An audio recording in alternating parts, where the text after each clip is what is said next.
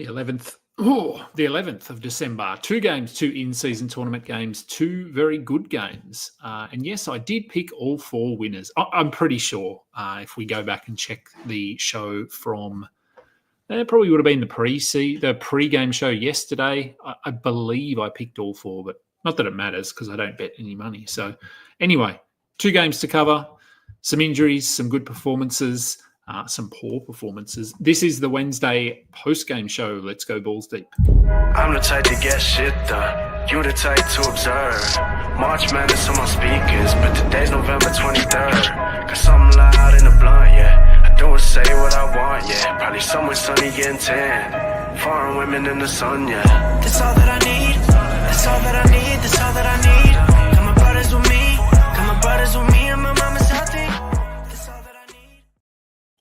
Welcome to the Balls Deep podcast brought to you by Fantasy Basketball International. I am Adam King. Find me on Twitter. Find me on Blue Sky at AdamKing91. And find us on Google Podcasts, on Apple Podcasts, Spotify, YouTube, anywhere, everywhere. Go and find us. Go and subscribe. Go and like, thumbs up. I don't know what else you can do. Do all that stuff. We are part of the Old Man Squad at Old Man Squad on Twitter.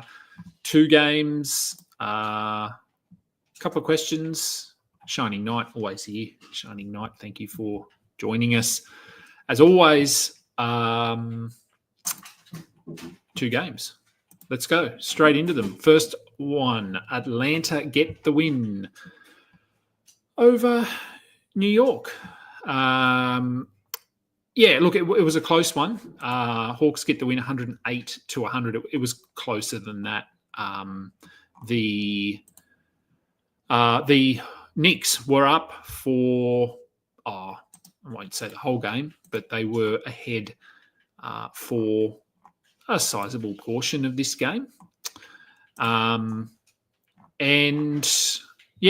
took the lead, I think midway through the third quarter. I think it was something like that, and never surrendered it. So good win for the Hawks. Sorry, I'm reading lots of notes and questions. For the Hawks, Jalen Johnson did play. Trae Young did play. DeAndre Hunter played. Bogdanovic played. So all of their guys that were on the injury report turned out. Jalen Johnson, another very good game. The further we get into the season, the less we need to talk about Jalen Johnson and Zachary Reese-Shea, who continues to start but is doing nothing. Trae Young had 22 and 11. Shooting wasn't super efficient, but still good numbers. And he went on a little bit of a run to give them that lead. So, yeah, his points came when they were needed. Dyson Daniels, 9 points, not a ton of points there, but had 7 rebounds, 3 assists, 0 steals, but 2 blocks. So still getting it done. Minutes there. So no need to worry about anything at all. DeAndre Hunter, 24 points and 1 rebound. And that rebound came late. He had all zeros across the board for quite a while. He's doing enough to be rostered. 24 points, 4 threes, only 4 of 6 from the line. He's normally better than that. And look, to be honest, he will normally get you more than just 1 rebound. He doesn't get you much, but doing enough to be rostered at the moment. Bogdanovic, on the other hand, 7 points, 2 assists, a steal and a block. Probably should be held, but only just. And Capella and Okongwu basically split the minutes here, and both had okay lines. Capella had 11 and 13. Okongwu had 12 and 11. He had the steal and a block, so he probably gets the slight bump here tonight. But I think they're both okay to roster at this point. All right, let's go to the Knicks. Anunoby's shooting splits. I just want to bring them up here. Let's bring them up here. So I had a bit of a look because I have him on a few teams. So it just seems that he's either very efficient or terrible. And I went and had a look at his game log, and it sort of backs me up. So tonight he was 29%.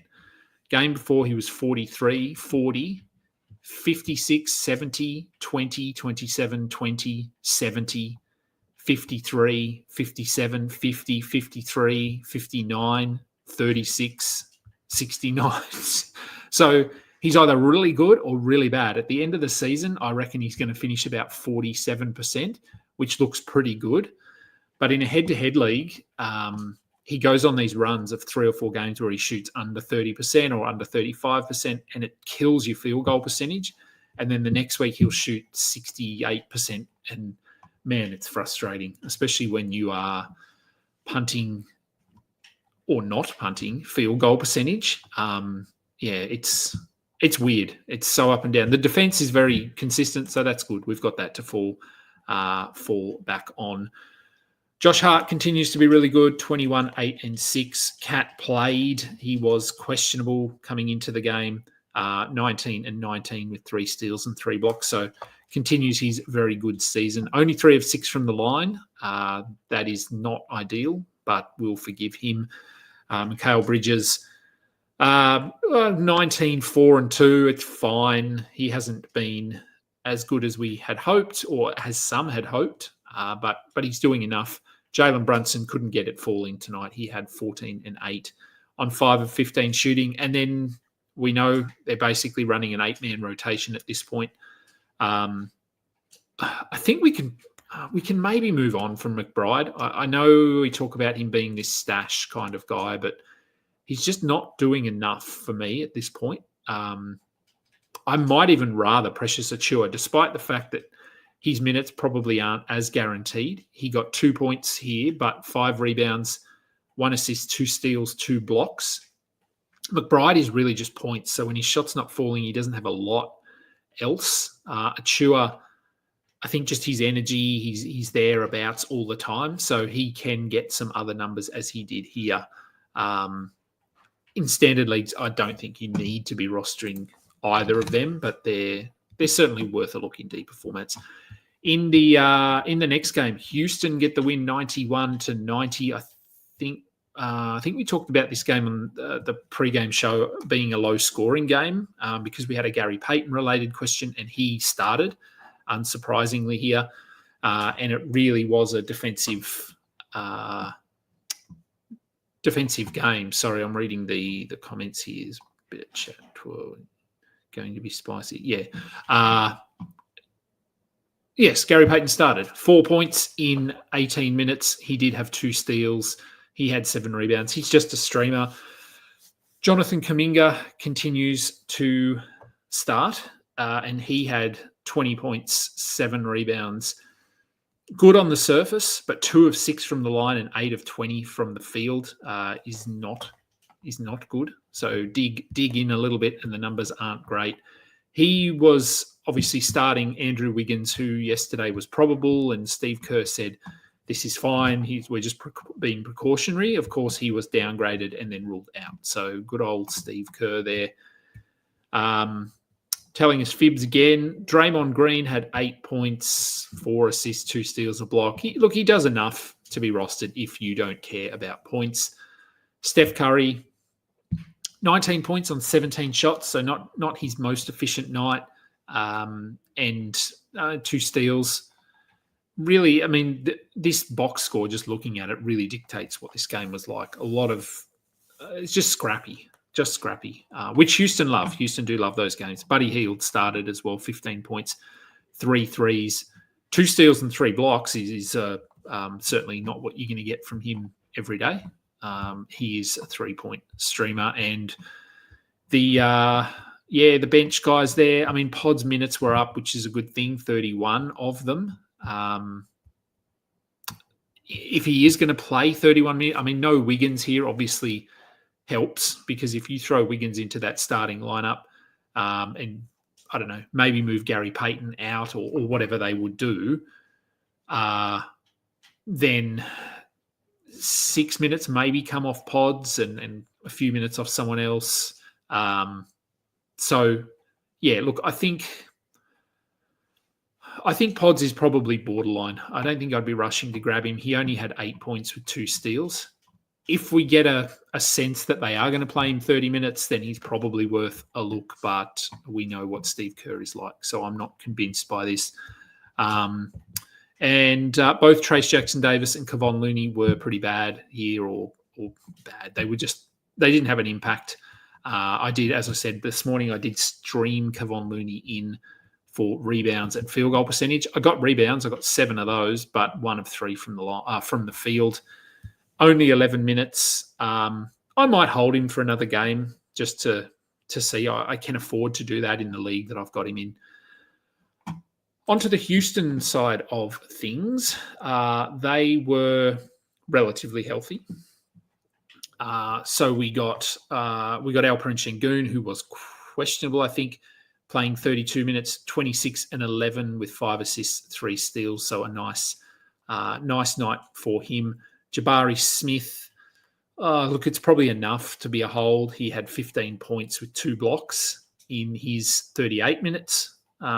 The minutes are super high at the moment, so we just keep rolling with him. Dylan Brooks, 9 points, 2 steals and a block. I'm only streaming him. Jalen Green had 12 points on 5 of 15 shooting with 3 steals, but he did hit, crucially, 2 of 2 from the line, and they were the 2 winning, or the game tying free throw and then the game winning free throw. So he did it when it counts. But I did say the score in this game, and also the fact that the Warriors were up 90-84 with 3 minutes to go, and then obviously didn't score again. And to be honest, this was not a case of the Rockets just dominating offensively or anything. They missed a lot of shots as well in those last 3 minutes. They just defended well, and the Warriors couldn't hit anything. And if we look at who took those shots, we had a missed Draymond Green shot. We had a turnover. Curry missed a step back. Pajemski missed a shot at the end of the game. So it was just, they just, I don't know. They just didn't really. They should have won this game, to be honest, the Warriors, but didn't. Amen Thompson, Tari Eason, both were serviceable, I suppose. Tari Eason first came back from a concussion, only 9 and 7 in 24 minutes, but he'll be better than that most nights. Amen Thompson had 10, 6 and 3 with 2 blocks, 1 steal in 29 minutes. So a good night for him. And we know the story with the Rockets here. When they're relatively healthy, we're not really streaming anyone other than Dylan Brooks. Jabari Smith, I think, is in that streaming category, but he's probably rostered, to be fair. All right, questions. Now we've got a Shining Knight question there, but we'll come back to that one. Yes, Warriors-Rockets was a physical game from what I saw as well. Refs seem to be just letting it go a little bit more in this in-season tournament, which is good. Jalen Johnson, yes, he has been very good. If we remember back, he had a somewhat slow start, and people were questioning, "Oh, was I right to take him in the 4th round?" I think we're well past that. What else have we got? Yeah, Pods playing 20 minutes last game was a matchup thing, and that's the issue here with the Warriors, is that matchups will determine their rotations and their playing time moving forward. So it's going to be an ongoing thing, much like the Thunder and a little bit like the Grizzlies. They go with whoever they want to go with. There's no rhyme or reason. At this point, Jabari Smith getting 1 rebound is hilarious, doing his best Brook Lopez impersonation.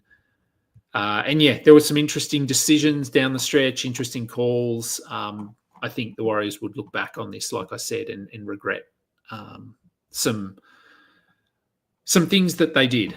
They should have won. All right, let's just get to this quick question here from Shining Knight, and then I will get out of here.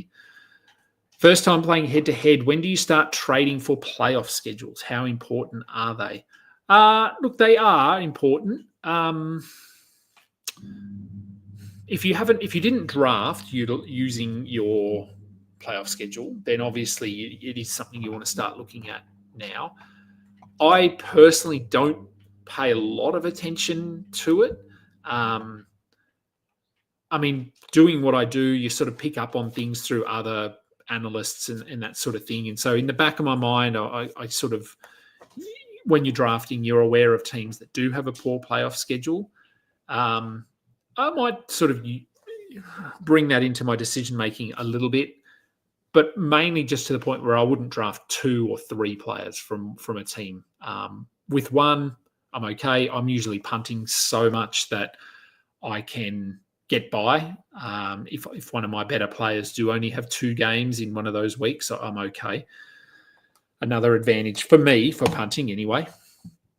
But when can you look to start trading for it? Obviously, the sooner the better, because you are further out from the playoffs, and it is the opposing managers are less likely to have a look at those schedules. Knowing your league, I mean, if you're in a league with people that you think pay no attention to those sorts of things, then you could leave it a little bit longer. But this is where you use the sell high, buy low moments, things like that to make a trade. But I think it's definitely something to start considering now, and probably before we sort of get into January, because then fantasy playoffs might start. It depends on your league, but we have the All-Star break in there in February, so it gets a little bit hectic early February. So I wouldn't be doing it absolutely then. Your league may also have a trade deadline, so just check the settings to see when you can trade up until. But I think now is probably a good time to be doing it, because we're sort of a third of the way through the season. We've got a pretty good idea of player values, stats, rotations, minutes, all that sort of stuff. Here we go. We've got a question. Drop him 4. Oh, okay. So dropping 4 Brown. Okay. So thinking of dropping Amen Thompson for Christian Brown. I wouldn't do that.